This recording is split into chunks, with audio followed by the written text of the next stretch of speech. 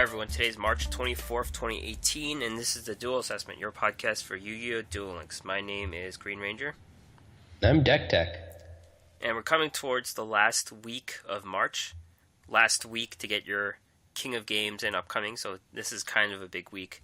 Not a whole lot going on in the game itself, but there is the big Taya event with some very important cards we're going to discuss. And yeah, it's just mostly a time to move on in PvP if you haven't done so. So, Deck Tech, where are you so far? Well, I have moved on. Right after the show last week, I decided I picked out a version of the Sea Stealth Attack that I liked, which is the Hammer Shark version, and I ended up hitting King of Games with it pretty quickly thereafter. I got it in 41 games, which I don't remember if that's my fastest ever or if I think Cyber Angels before Saphira was probably a little faster, but obviously still pretty quick. And so I wrote up a little thing on Reddit, got a bit of traction, which is kind of cool. And after that, and the deck got moved from Tier 1 to Tier 2, so that was probably entirely my doing. Yeah, definitely. But possibly not. And then after that, I was kind of just, because I only had 41 wins, I've been trying to grind the wins out to get the better rewards for number of wins. And so I've been kind of trying out various stuff since then. I've did a little bit of Destiny Heroes. I ended up getting bored with some other stuff and buying the new mini box, so I'm back down to 0 gems again, and haven't yet gotten really something that I want to play from that mini box, but I'm gonna keep buying it, see if I can do something fun for next week. So that's where I am. What about you? Cool. Yeah, I'm still nowhere in PvP, which means I'm in Legend 1. That's kind of where I was last week. I think I hit the promotion match for 2, but I don't know if I even hit 2 this week. It's kind of been a struggle. I still get beat by the normal decks and the meme decks. I forget. I think last week I mentioned I got beat by Exodia. I got beat by Life Cost 0 Taya this week. I almost got beat by it again. That would have prompted me to uninstall the game, but I somehow won that game. Good. I won with...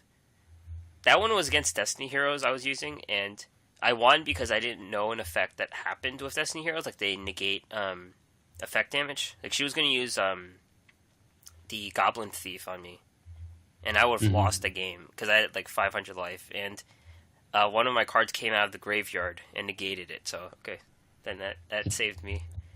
Just like a hero, it popped out of nowhere and took the bullet for you.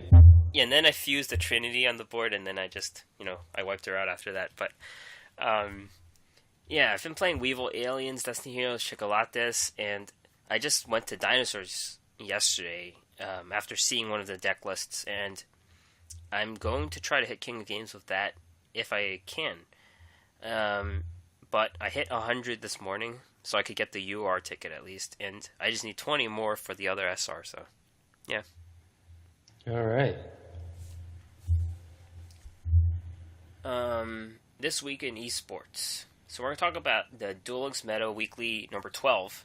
Can't believe we're up to 12 now. They're about to rotate out of the cycle, I believe. It's going to be like a new series starting in April. I think every quarter they do something. I forget what. But yeah, Decade had set up like a point system, similar to in Hearthstone. They have HCT points for doing well in smaller tournaments, and then that gets you into the big championship tour. I think Decade was doing something similar. I also forget what he was calling his like end game scenario, but sounds like he's got a cool little plan going. Yep. So this one happened on the 21st. First place Skill Shot Dinosaur deck. This is the one I was talking about that inspired me to play Dinosaurs again. This is... I guess the list is changing a bit. You don't have Xing Zhen Hu anymore, and you still have your Gyaku, Fire Formation Gyakus, but there's 2 anti-magic arrows here, so that's kind of more aggro, I guess. And it's not 9 dinosaurs anymore, so some decks cut out Black Brachios. This one cuts out the Evil Swarm Salamandra. I'm not sure if he actually cut it out or if he just didn't have 3. That's my reason for playing it, because I don't have 3. So Sphere Karibo is the easy choice to sub in for that card. Yeah. Mm-hmm. Yeah, it's kind of, like you said, it's pretty similar to the old one, but it's got a little bit leaning more on the aggro side of the aggro control. But then again, cutting the Salamandras, cutting a little bit of the aggro back. So maybe the balance is about the same, just the card texture is a little different. Yeah. Second place... Yeah, go ahead. Sorry, do we want to talk about... he's got Lava Golem and DNA Transplant in the sideboard. Those are kind of weird cards. DNA Transplant, let me think about which one that is for. I mean, there's like... It's against water and plants, right? I feel like it has some... I guess you can turn fish into not fish, right? And that would invalidate Sea Stealth Attack, right? No, that's water. This is for attribute. This is for attribute. So it changes the water. Oh, okay, all right. Yeah, DNA Surgery is the one with type, and this transplants for attribute. So this one makes sense. Yeah. Okay, so then, Sea Stealth Attack, I guess. Interesting. And then any idea on Lava Golem? People just don't play around with it, I guess. Oh, there has to be a better reason. Yeah. I guess he's got a couple ways to deal with it, too. So he's got Super Rush and Econ, so sometimes you can just play a Lava Golem and win. I don't know. Interesting. Yeah. It would be a good interview type thing to see like the psychology behind a sideboard. That would be really interesting. Yeah, there's I haven't looked at it yet, but there's a little side deck theory in Duel Links meta, so maybe we'll have to check it out, see if anyone wants to talk to us or That's a whatever. Good point. Second place, KW Row, Restart Aliens. This is as basic as the Aliens get. This one has 8 monsters and 12 back row. Back then you saw more brainwashing beams. This one just has it down to 1. No alien grays, that's important. And then there's a sideboard card I always liked, Typhoon. I think this card's going to see more and more play as fields become more important in this game. Cool. You just quick play it from your hand when they have more magic cards than you. So, yeah. Sneaky deaky. Aliens are still in a very good spot, basically. Yeah, except his whole deck only runs 1 Cyclone between the main and side, so he's just giving up to Sea Stealth Attack. Which is interesting, considering who got what we're about to go into. Or I guess the Typhoon is also kind of for it. Right? Yeah, that would make sense, too. Evil Dragon and Nanta, well, it doesn't really help. It only destroys one thing at the end of the turn. It could be... And then they just banish something, so... That doesn't help. Third place, Jason. Jason... I don't know if he invented this deck or not, but he's the only one who brings it. It's the hybrid Sea Stealth Attack and Fish deck, Flying Fish deck. And last week, Deck Tech talked about transformational sideboards. This one actually combines it into the deck. So the Golden Flying Fish and Oystermeisters are in the deck. And there's only 1 Sea Stealth Attack, 2 Citadel Whales, 1 Gishki Chain, 3 Abyss Soldiers. Yeah, and there's more Flying Fish in the sideboard, and also the card Rebound. We have seen this card in the past as a side card, and it counters Abyss Soldier. So this is the version that a lot of the people in the Sea Stealth Attack community are pretty high on. This is the one that they like now. The transformational sideboard here lets you basically take out the Sea Stealth Attack and become a fish deck against a lot of the matchups, and that way when they sideboard in Cosmic Cyclone, you sideboard out the cards that care about it, and therefore their deck just gets worse and you just become a different deck that's also good. Also, the Oystermeisters are pretty decent because it can let you do 2 whales on the same turn every once in a while, because you can get rid of the token as well. So there's some interesting stuff there. Yeah, that makes sense why those two, that card and Powerful Rebirth, are in the main deck. Mm-hmm. Yeah, it seems like a solid list, and like I said, a lot of people are trying to move towards it now. I don't know if I think it's designed for a tournament setting, right? Because the whole point of the main deck is so that you can fit this transformational sideboard into the sideboard a little bit. Some people are still running Oystermeister even without the sideboard aspect, but on the ladder it's a lot weaker because you're diluting your deck a little bit to be able to do this, but you don't have that benefit of when they sub in Cosmic Cyclones, you sub out your Sea Stealth attack, so you don't get to take advantage of it. So I think, I mean, you're still going to do fine, but I think you would rather have just like a pure version for the ladder, right? And do something like this for tournament settings where you have that sideboard. But either one, if you think this is cool looking or it's a cool idea, then you can definitely do that as well and be fine. Yep. Third place, Yasser. This is a pure Sea Stealth attack version, no flying fish. It's pretty clean. It's got 3 Abyss Soldiers, 2 Gishki Chain, 3 Whales, 3 Hammer Sharks, 3 Fishborgs, 3 Econ, 2 Sea Stealth, 1 Curse of Anubis. Yeah, this is, like you said, very clean, very kind of basic. This is just pure. The sideboard has a beautiful princess, but I don't know why it's there. Mostly. Yeah, so one thing you can do is the Hammer Shark is great for getting out the whale early, right? So you can Hammer Shark out a Fishborg, or you can Hammer Shark out a princess that becomes a Fishborg. And then you get the whale out. Yeah, and then you get the whale out. But it's definitely less impactful, I think, when you don't have either the Oystermeister or you just have fewer opportunities. I guess his is all in on the whale plan, so he doesn't need a way to search the legendary ocean. I guess he's just hoping to protect it with his sideboard. But I really like...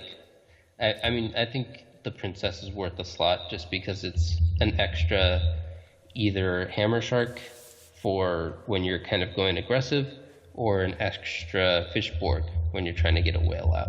So I think I don't know why it's in the sideboard instead of in the main, but I guess he just decides what he wants to take out in any given match.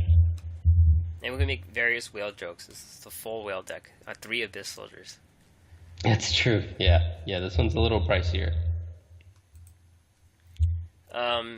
Duel Links Challenger Cup 2. This took place last week, and the Challenger Cup is more exclusive. You have to be invited, and they get people who show up in the tournaments all the time and get high placements.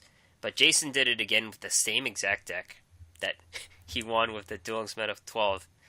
So I guess less people are exposed to that deck and are following the Challenger Cup, so they don't really know.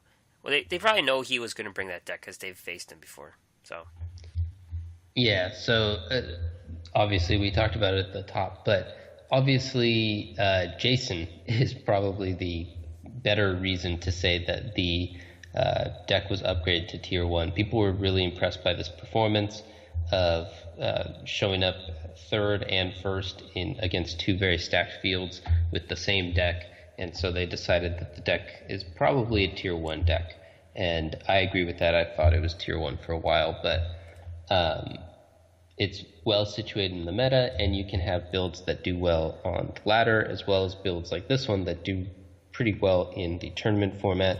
It's hard when you don't know what your opponent's sideboard is to decide if it's, he's basically taking away the Cosmic Cyclone as a sideboard card, which is the best sideboard card against the deck. So that was a really good call on his part. it's funny how they have Flying Fish as the sole Tier 2 deck. Like, there's no other Tier 2.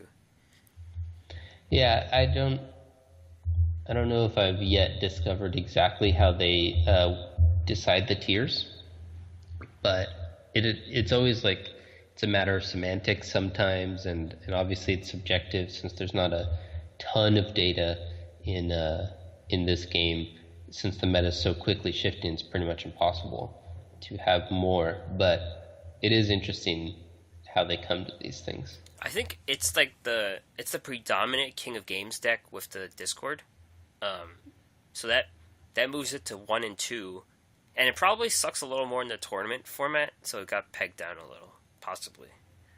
Yeah. Duel Links Pro Tournament 15 is happening today at 1 p.m.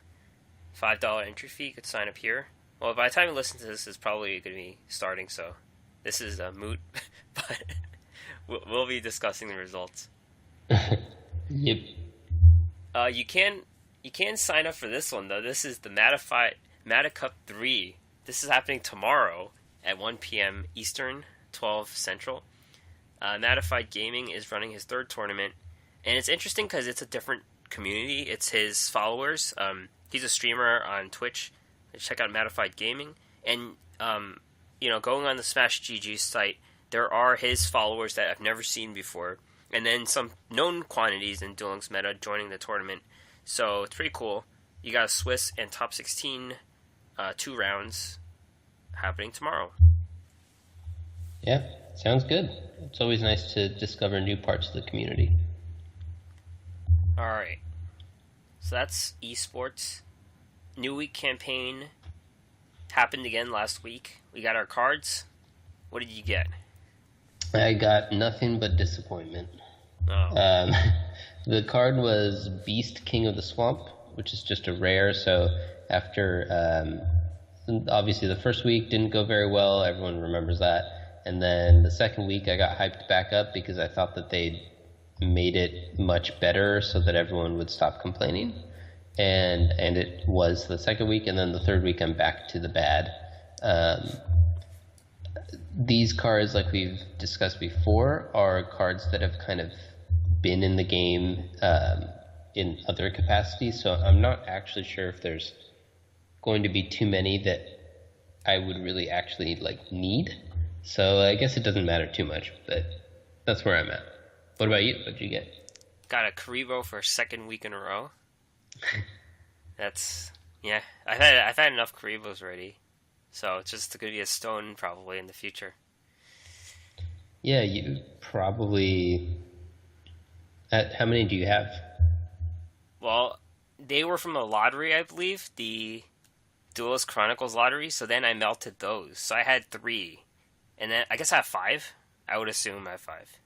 Okay, so you probably have 5 now, and you probably had more at some point. So. Yeah. I can actually multiply them without using multiplier. Right, yeah. You're just swimming in Karibos. Alright. Superb Taya Gardner event is here. And this one was really exciting because the last few didn't have good cards. And we were mentioning how farm events, how Konami may have been disincentivizing farming with not good cards. And yeah. This is the first time in a while we are seeing these really good cards. It kind of reminds me of the Super Joey event well, I didn't expect those cards to be good, but they were. And this one, everyone knows these cards have high potential. Right. Yeah, they're solid.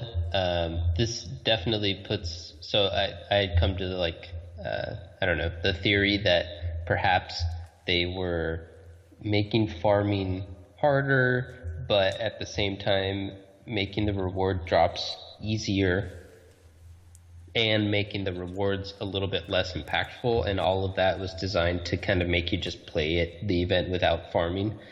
And then this all kind of put a wrench in that. So I guess it was kind of just random, or the ebb and flow of the game, not exactly a change in policy or anything like that. Yeah. You do have to, once you get all your rewards, so you do have to use Yugi to play against Taya so you can get that icon, so... I already got that one. I did that against the level 30s because I was just auto-dueling a couple of them. Gotta get that burger icon. Yep. And the dialogue was nice too, right? I kind of hit to that. That's funny dialogue. Oh yeah, she was just destroyed Joey. they've always had a really chippy relationship. Even in the show, they're always yelling at each other. Yeah. Yeah. It's because secretly they're hooking up. No, she likes Yami, but he's kind of like ancient. Yeah. Also, it's weird because like Yugi looks like he's 10, and when he becomes Yami, that's just like in his head, right? Like he still looks like Yugi. So I can't tell. I don't know anymore. They've noticed it sometimes. Sometimes they don't. Yeah, I remember. I think he was dueling Pegasus or something, and at one point Taya goes, "It's like Yuki's a different person when he's dueling." And I was like, "Oh man." And then it is very much like that. Yeah, they didn't make it clear, so we don't really know what's going on. Oh, all right, not sure if she's a PETA. Yeah. Anyhow, you can farm her pretty easily though, with Elements Unite. So you just use Elements Unite and you draw a lot. The strategy I use Spiritualism. That's a card you can get from the trader, but you basically bounce their field spell, Sanctuary in the Sky, and that invalidates the counter trap, Divine Punishment. And then you play Vassal and Kligo Claw Crow, and that's a card that special summons for 900 attack, and that combines to 10,000. And then you fill your deck with a lot of drawing cards. I have a list here: Thunder Dragon, Shard of Greed, Jar of Greed, Legacy of Yatagarasu, Good Goblin Housekeeping. I don't know if I'm missing anything, but those are all drawing cards. But yeah, just to add to that, in my version, I'm doing the Gravekeeper's Recruiter, I think it's called, and plus Wonder Wand. The wand. Thank you, Wonder Wand. So that's another way to do it. Are you subbing out any of the cards that I mentioned, or? I don't run all those cards you mentioned. Oh. I do a similar one where I have one Xingzang Hu and one Fire Formation Gyaku. And even those aren't usually necessary because usually she'll use her counter traps on some of the kind of draw cards throughout the game. But so I have the 3 Recruiters, 3 Wonder Wands, 2 Shard of Greeds, and 3 Good Goblin Housekeeping as my various draw. And I always get to the end of my deck before she does, so works out. The one trick that is a little tricky is Magic Jammer, and how I do it is I always play Secret Pass before Union Attacks. I don't know why I always do that, but that's just the way I've always done it. Because I think I was always afraid Union Attack would add the attack, and that would make them more than 1,000, but it doesn't work that way. And I just keep losing. Like, I kept losing at first because she kept negating my Secret Pass. So you're going to play your Union Attacks before your Secret Pass, for sure. Yeah. So the Magic Jammer, she tends to use it against one of my draw spells often, but I did lose a couple times because I wasn't thinking about it, and I would play the Recruiter up in attack position so that I could equip the wand, and then I'd play the wand and she'd counter the wand, and then so I'd just have a 1,200 attack guy up while I'm at 500 life, and she has several people who can attack into that to kill you. So you got to be careful about that. She only has 3 counter traps total, the 2 whatever they're called new ones and the 1 Magic Jammer. So you just kind of count them, and if you have either anything accounted for or whatever, then using my version locked down, then you can play it, or you can just play the Gravekeeper's Recruiter after you have like 2 of the Wonder Wands in your graveyard or in your hand or something, so that you can play a second one if the first one gets countered. Yep. Let's talk about her cards. She didn't really say how she got her cards, but she just got cards. It's Magic. She got them from Magic. She got them from the girls. She went to go talk to the girls about making a better deck. So let's just say it's Shizu because she runs fairies. Yeah. So let's just say she got them from her. Yeah, there you go. Yeah, Shizu's magical anyway, so she probably just made the cards out of nothing. So it's like makes sense. She foresaw it that she was gonna get cards that day, so went to Amazon, bought some cards. Melteal Sage of the Sky. This is a UR 4-star 1612. Each time a counter trap card is activated, immediately after it resolves, gain 1,000 life points. If Sanctuary in the Sky is on the field, destroy one card your opponent controls. So this is like a whole counter trap fairy Sanctuary of the Sky thing, and this kind of does a hard removal, every time you do a counter trap, which is extra, and it gains you life, which helps pay for some of the counter traps. So it could open up cards like 7 Tools of the Bandit, for example. Yeah, or even Solemn Scolding if you're getting real ballsy about it. But there's obviously the destruction is the part of the card that's most compelling. That's really what you want to get. But the life gain certainly opens up a lot more tools for you. Yep. Zeradius, Herald of Heaven. This is an SR. This card's kind of iconic, right? Like, I've seen the art before, and I was like, I've seen this guy before, but I don't know where, kind of thing. Like, he was like in the front of a pack, I think, like one of the TCG packs. Oh, okay. It just looked really familiar. Anyway, 4-star, 2100, 800. You can discard this card to the graveyard to add the Sanctuary in the Sky from your deck to your hand. If Sanctuary in the Sky is not face up on the field, destroy this card. So it's like Warrior of Atlantis, because you could send it away for a field. But then it's a 2100 attack, 4-star, which is as good as it gets. Like, it's better than everything. And I don't think anyone's running like field destruction too often, so this guy might stick on the board. Yeah, I mean, there's a little bit of splash hate for like sea stealth attack hate, and just a little bit of just general back row hate could hit it too, but not a ton of it. So I agree. This guy seems pretty solid. The tutor effect is great when your whole deck revolves around the card. And then other than that, he's just a beater. So that's always nice when you want to turn that corner. Once you don't want to like have to lock them down for the entire game, because that's much harder to do. So it's nice to be able to turn it and just go into attack mode once you've kind of established board dominance. And I think if you set him in defense, face down defense, the field does not destroy him. Like, if the field gets removed, he's still on the board because you don't know what it is. So, but then it's like 800 defense, so it's not going to stick around, I guess. But that's just a point in case. That's probably going to come up in some situation down the line. Yeah. The only problem really that I'm seeing is that the Sanctuary in the Sky itself is pretty bad. Yeah. Right? So that's like the cost you have to pay to play all these good cards. Yeah, it's just an enabler with no upside. And I looked it up because I wasn't even sure. It's obviously, as we said, it's a field, and it reads battle damage to the controller of a fairy type from a battle involving that fairy type becomes 0. So it's like Holy Guard. Yeah. Yeah, it often will do nothing because you're not trying to attack into people who are bigger than you.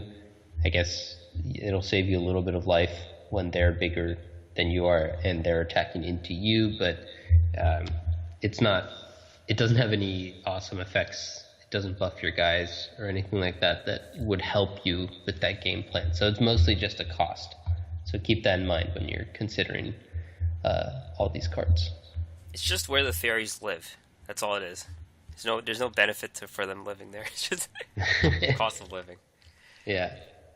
It's their rent. Divine Punishment. This is probably the best card here. Counter Trap. When a spell, or trap, or monster effect is activated, when Sanctuary of the Sky is on the field, negate the activation, and if you do, destroy it. So this combines the power of several cards like the Trap Jammer, Magic Jammer, Divine Wrath, but it does it for free. And you have to have it on the field on the board, but seeing how it works with Sea Stealth Attack, it seems pretty good. Like, those decks can get a Legendary Ocean out pretty often. It's important to note that this card does not counter a summon, just a regular summon. So I saw some people were talking about building this deck on Reddit, and they were discussing that one of the weaknesses of the deck is that a lot of your monsters are like fairly strong, but not crazy strong. And so, especially because we're not just playing these ones that are in the reward she's giving away, but you have to kind of play some other cards that obviously fill out the deck and synergize with it. And so they're saying one problem with the deck is that your opponent will sometimes just play a bigger guy and just attack into you and clear your stuff. And so you would, I guess, maybe need to dilute your deck or something to play some more protections, because this doesn't help against the situation where they're just playing bigger, stronger guys than you are and beating you down with it. So, something to keep in mind. Yeah, like how would they deal with a 2400 attack guy? I think they can deal with Hazy Flame a little better, because there are some cards that counter the effects without targeting, so that might be a little bit better. Yeah, I mean, it also depends on the way you build it. Like, the problem is that since you're running the counter traps so that you get these powerful effects, you're not likely going to have too much room for like Wall of D and Econ and the normal stuff that you would use to protect your dudes. And so that's kind of the question of where that balance is. Because obviously if the problem is just they're playing normal monsters and attacking through, then there's lots of ways for this game to deal with your opponent having slightly bigger monsters than you. It's just a question of how you want to build your deck. And there are a couple cards that do negate monster summons. I don't know if you can rely entirely on that, but there's some stuff there. So the people online were kind of lamenting that the deck isn't quite there, and they felt like it wasn't quite strong enough. But I still think there's potential. I'm definitely going to mess around with it after I get all the cards. Harvest Angel of Wisdom. This is a SR 4-star 1800 1000. When this card is destroyed by battle and sent to the graveyard, you can target one counter trap from your graveyard and add it to your hand. So it's just like a beater, and it can get you... It works with the deck, and it gets you a counter trap, but it's situational in that sometimes you just won't have the counter trap, and it's just a 4-star 1800. Yeah. Yeah, I mean, it's a 4-star 1800 that replaces itself usually with a powerful card. The problem is that if you just lost your 1800 attacker, they probably already have something good on the board. So the counter traps are strongest when you've established a board presence and then you're using them to keep your opponent from coming back onto the board. So this is kind of the inverse, where it seems like they probably have the board presence and you're trying to do something about it. So the counter trap will be slightly less powerful in that situation. But, as we just saw with Divine Punishment, the counter traps can be just really powerful cards. So I think it's a really good card. I think it's likely going to not quite be as good as it looks on first glance, but I do think it's still really powerful. Yeah. And that ends the good cards. Here are the others. This is an SR Radiant Giral, a 4-star 1000 2000. So it has that going for it. It has 2000 defense. When this card is sent to the graveyard, except if destroyed by battle, gain 1000 life points at the Sanctuary of the Skies on the field. So this gains you life points, which Melteal already does. But you can use Mystic Walk on this and get 3000 if you ever need 3000. Yeah. And I think we're past the phase in Duel Links where we care about a 2000 defense monster Right. terribly. There was a time when people were playing the Cocoon just to be a 2000 defense wall, but that time was before everyone had 3 econs, and I don't think this card sees play. The Mushroom makes use of it, though, but that's because he flips over and he does like 5 things, so... Yes, yeah, Mushroom's definitely a solid card, and one of the benefits is that it's a wall on the first turn, but that's not why you play it. You play it for the whole package of all the other stuff, too. Yeah. Photon Booster, we're in the rares now. Photon Booster is a spell, normal spell. Target one level 4 or lower light monster on the field, except for a token. The attack of all monsters on the field with its name become 2000 until the end of the turn. This card reminds me of Force Roar in Druid. But it's like a build around with some deck with same names. It doesn't work with tokens actually, so I have to get rid of that. But something like Copy Knight, Ojamas won't work because they're all 3 different Ojamas. Maybe. Yeah, I mean, the whole non-token thing limits it a little bit to make it, I guess, prevent from having issues, as does the limited monster slots. So, Right. I don't know. Guiding Light, rare fairy level 1/0/0. When this card is normal summon, you can target one level 1 light monster in your graveyard and special summon it. This one gets a little better when you need more things from the extra deck like Synchros and XYZs, so not useful right now, but could be better. Yeah, I didn't realize that he was limited to just level 1, so I thought he was better than that. But I guess they want you to use it with Freya, Spirit of Victory, which is fairy. While you control a fairy type monster other than Freya, your opponent's monsters cannot target this card, Freya of course, for attacks. All fairy type monsters you control gain 400 attack and defense. So I think that's kind of where they want you to use it now. I agree that I don't think it's worth doing that. And then unfortunately you can't like set it face down. So the other one would be Magical Merchant, but you can't really do that either. No. So I think it must be for Freya, and I think that that's not worth doing. Yeah, this gets better though. Like with XYZ, XYZ, it's like summon one monster when you put out 2 level 1s. So this puts out 2 level 1s, and then you get your XYZ out. That's what it does. Yeah. So that's when this card will be better. That's what. You can do a little bit of a mini engine with Winged Kuriboh. Okay. If it's destroyed and sent to the graveyard, for the rest of the turn you take no battle damage, so you can kind of just stall for a bunch of turns with 6 Winged Kuribohs. And Mystic Piper, we only have one of... Oh wait, do we have one of those? Works. That's from the last box, I think. Right. I only have one of those. So people could do that too for a little bit of a draw engine. You could tribute this card to draw and reveal one card.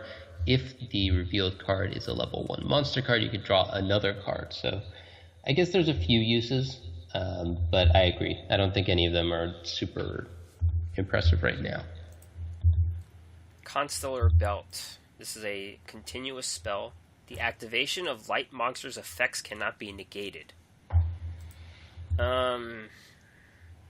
It's like Duel Links doesn't have enough spots for cards like these, basically. Yep. Yeah, I totally agree. It's a mediocre effect, but like you said, you wouldn't want to fill either your deck slots with a card like this or your back row with a card like this. So it's not going to really see much play, except maybe in some like very specific farm decks or something like that where you need to make sure that something goes off, or I don't know. Yeah. So that's it. Make sure you get the good cards at least. Divine Punishment has been tough to drop so far for me, and some of people online too, so we'll see if that improves. Yeah, I'm doing okay. I have, we talked about it a little bit before the show, I have 4 of the UR and 1 of most of the SRs except 2 of the bad SR. So I'm doing okay. I guess that's kind of like a third of the way done or something like that with the good cards. So yeah. We'll see.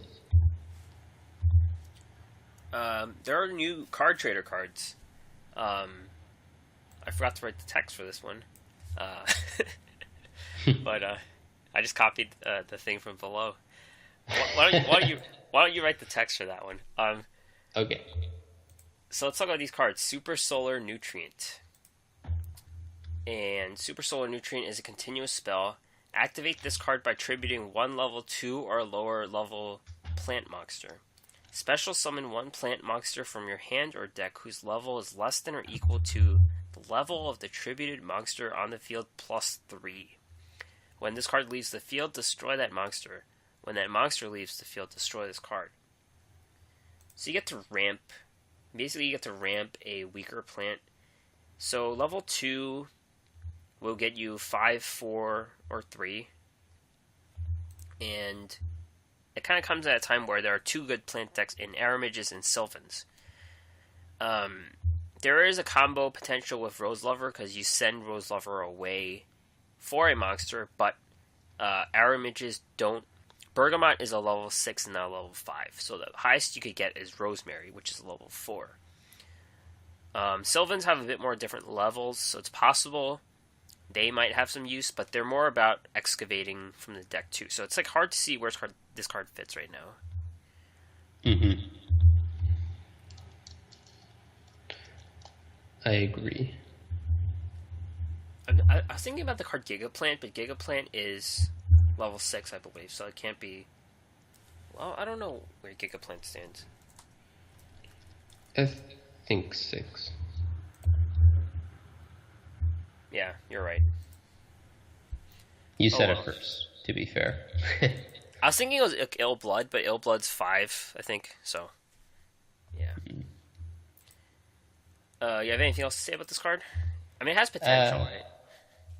Yeah, tutor effects are always, the usual. Tutor effects are always strong.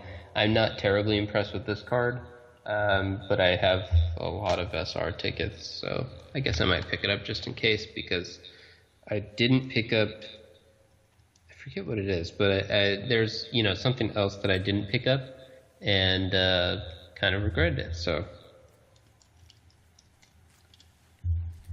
Next card is Confronting the Sea. Let's see what this card is. 5 stars, 1100 to 2500. When your opponent special summons a monster from the extra deck, you can special summon this card from your hand. If you do, this card is unaffected by monster effects that target this card. So, right now the only thing that comes from the extra deck are fusions. So this is more of like a 1 tribute 2500 right now, defense. And it can attack a little. Until Synchros and XYZs come, this will just come against fusions. I guess the monster effects would be the fusions with Gladiator Beasts. Mm-hmm. Yeah.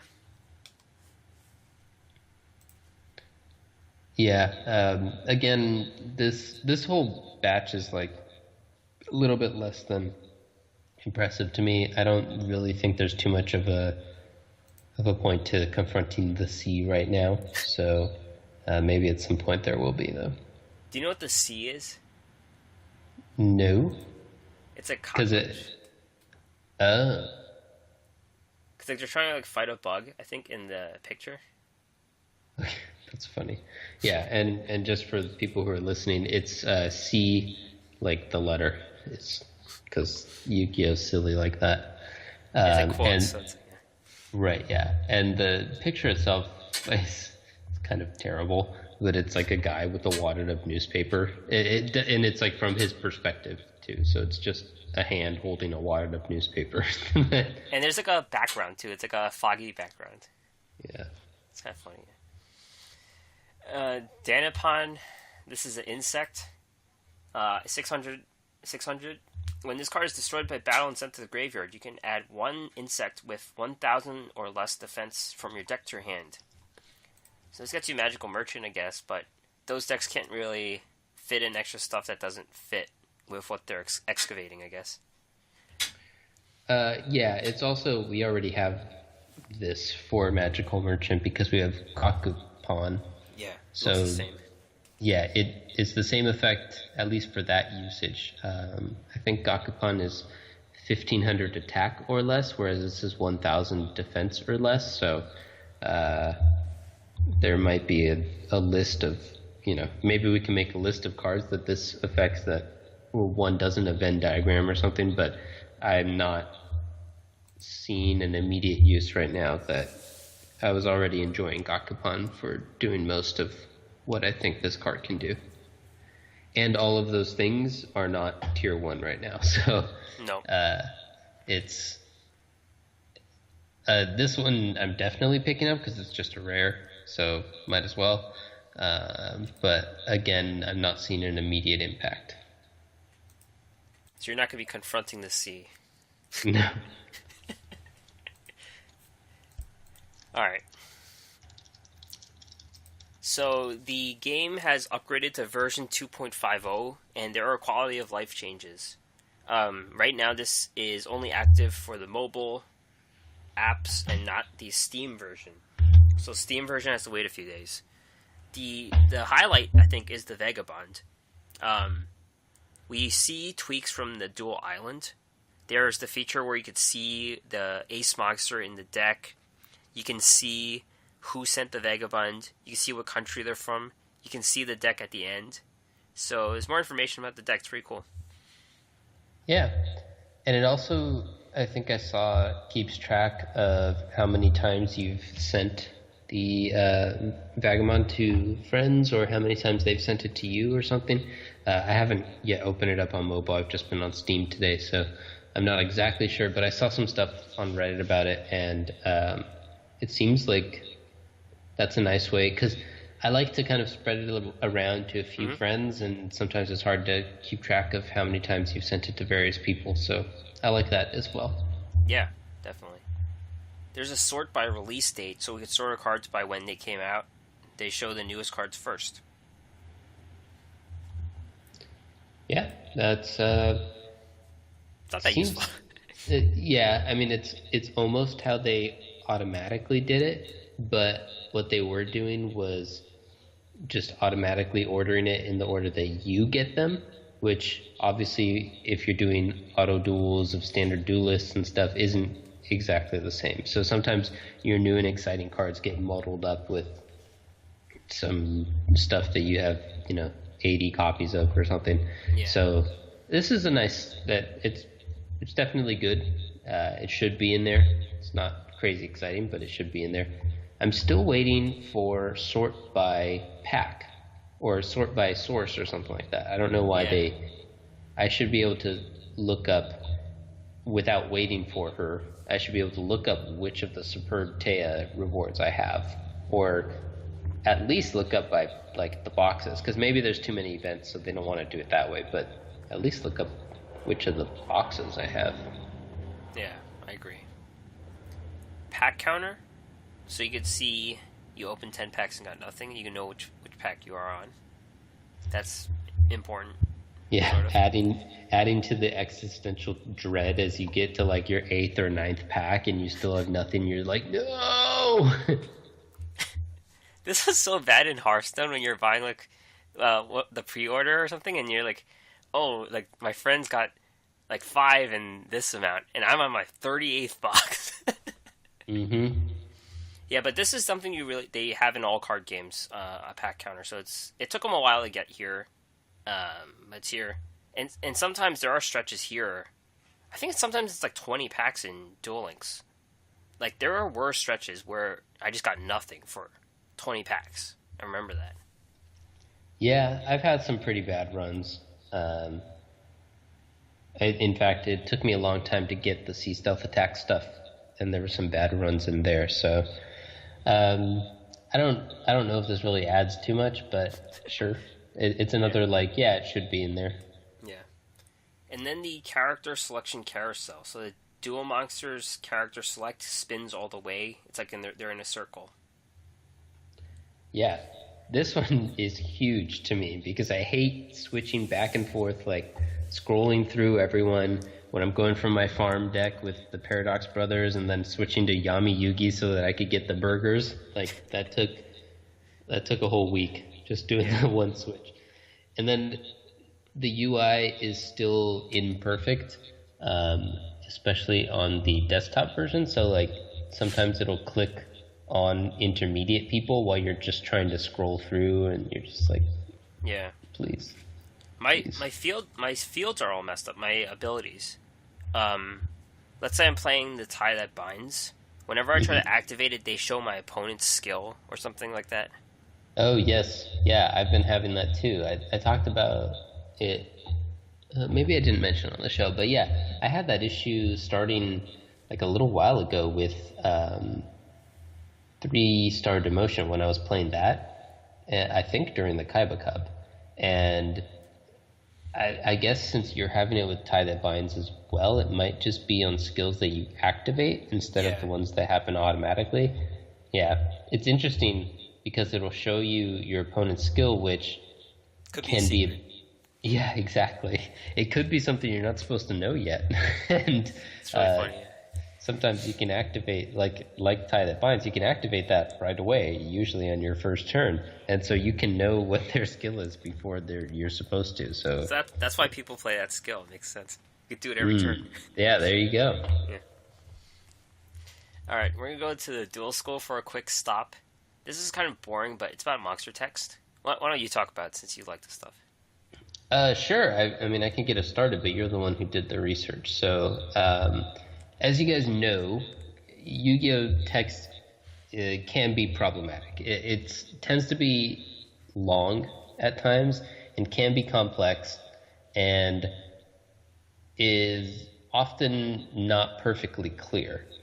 And a lot of it's kind of weird and dirty because a lot of the cards break game design rules where they'll have multiple effects that don't have any clear relationship to each other, or they'll have so much text that you need to scroll through the card on Duel Links, or like the card will not have the full word graveyard or stuff on it just to make space for more words.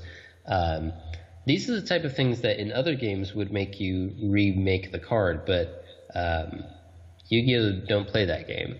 And so there's some kind of confusion as to the card text at times.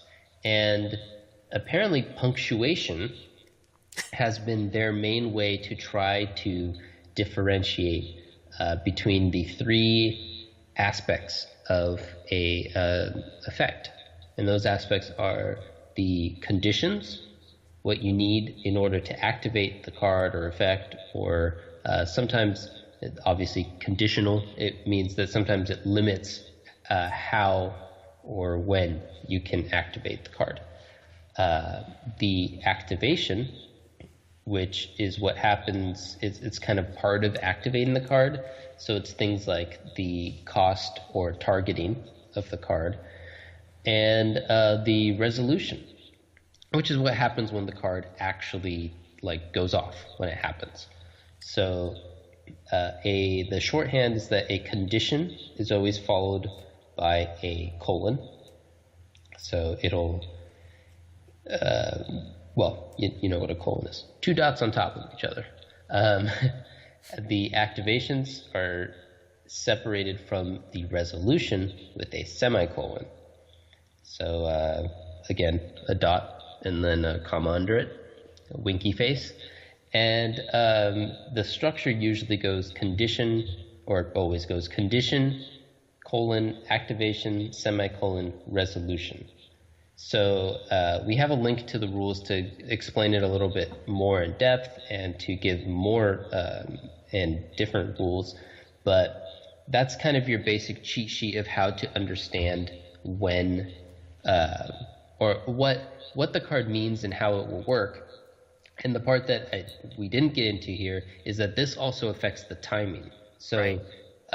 That is in the link, but the various timing issues can sometimes make cards not do exactly what you think they're going to do. And so knowing which part of it is the condition, the activation, or the resolution can at times be important for you to react or for your card to just do what you think it's going to do or what you want it to do. Yeah, and just to add to that, if a card text does not have a colon or semicolon, you cannot chain it. And after the colon, you can chain. After the semicolon, you can chain. But if it's just commas and periods, you cannot chain the effect. That is a good add. So yeah, that's another good thing to know. Because the 3 portions happen at different speeds, that's when you can do the chain, right? That's when the chain link opens up for you to kind of react to it. at that appropriate speed. And as you guys know, if you get deep into the rules, the various things you can do are at different speeds. So like a counter trap is the fastest. I'm not amazing at the rules, so I can't get too deep into that. But I think this link will probably give you a little bit more information on that. Did you have anything else you wanted to add? Like I said, that was the main thing. Okay. Yeah. Cool. All right. So now we're going to play a little game to fill up an hour. And this game is called Alad. So DeckTech's going to be playing. I have 10 monster cards randomly selected.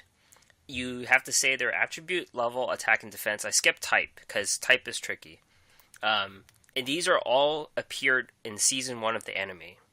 And you've watched it, so you should know all these, right? Uh-oh. All right, so you're trying to tell me that this rules thing wasn't a quiz itself because... No. Okay.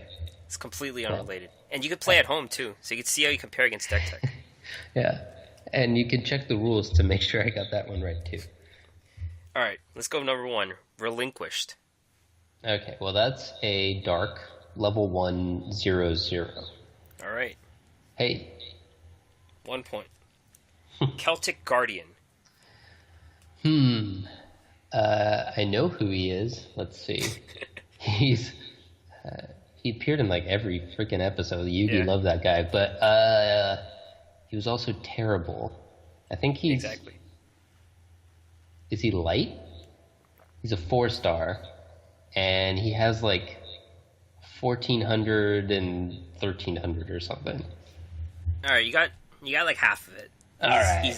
He's Earth, and he has 1200 defense. Earth was my second guess. Usually when they fight with swords, they're like Earth. Yeah, I guess that makes sense. He's an elf guy, though, so... Harpy Lady. That is a wind. I know this one because it was relevant to this game as well. So it's a wind 4-star. But I'm blanking. I think it's 1300, 1400? Yeah, you got it. Yeah. All right, you should know this one for sure. Barrel Dragon. Barrel Dragon. It's like the Toon Barrel Dragon. Okay, yeah. I was going to say, the problem is I don't know which one. So let's see. That's Bandit Keith's guy. It's a 7-star. And I think it's dark. Okay, yeah. And... don't remember his stats. 2100 defense. I guess by that chuckle that means no. The attack. How do I not remember this? 2600? Okay. Yeah, you were off by the defense though. 22. So close. I'll give you half. I'll give you half for that. Okay. Flame Swordsman. Oh man. Okay. So that card's terrible. So I've never used it. It's a fire and it's 4-star. Or is it the fusion? So it's more. I don't even know. Yeah, it's a fusion. Oh gosh. So let's see. Since he's a fusion, let's call it a 6-star. That'll be my guess. And his stats are, I don't know, like 1850 and 1700 or something stupid. All right, I can't give you that one. So it's 5. 5, 1800, 1600. All right. Yeah, that card's terrible. Joey's the worst. Karibo. All right, that's a 1-star. What's the original one? I think the stats are 300, 200. What's its attribute? Is it dark? Yeah. You got it. Sagi the Dark Clown. Oh, he's... I think his stars is the hardest part. Is he a 3-star? Yeah, you got it. 3-star dark.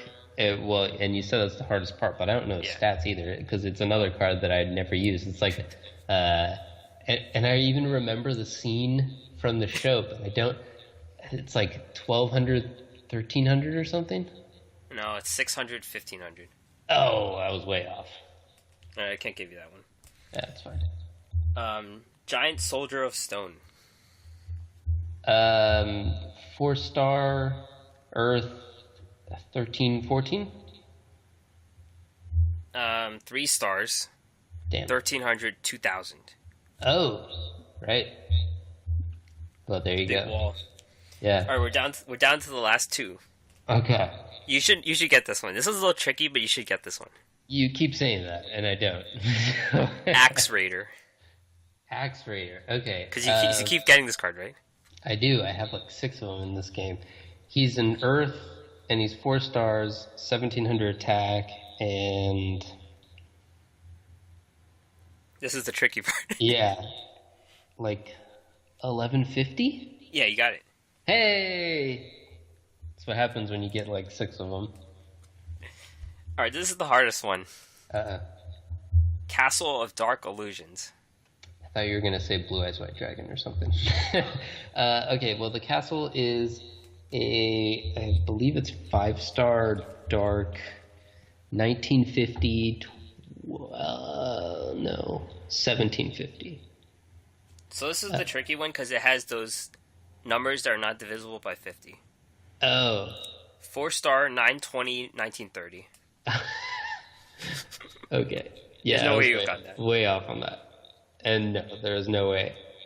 Again, I remember it from the show. That was actually one of like the most intense duels in my opinion, but it was.